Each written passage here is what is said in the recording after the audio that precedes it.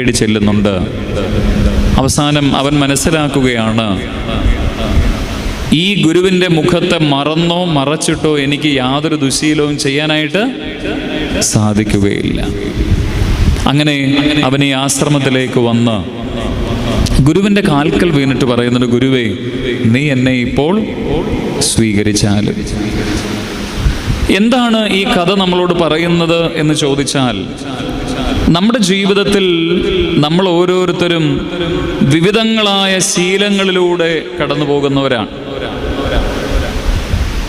പരിശുദ്ധനായ പരിമല തിരുമേനിയെ നമ്മൾ ഓർക്കുമ്പോൾ, ആ പുണ്യവാന്റെ പെരുന്നാളിൽ നമ്മൾ ഓരോരുത്തരും ആയിരിക്കുമ്പോൾ, ആ ഒരു മുഖം നമ്മുടെ മുൻപിൽ തെളിയുമ്പോൾ, അവിടേക്ക് നമ്മുടെ പാദങ്ങൾ ചലിക്കുമ്പോൾ, അവിടേക്ക് നമ്മുടെ ഹൃദയങ്ങൾ സമർപ്പിക്കപ്പെടുമ്പോൾ, നിശ്ചയമായും നമ്മുടെ ഉള്ളിൽ കത്തിച്ചു വെച്ചൊരു തിരുനാളം പോലെ ആ പ്രകാശം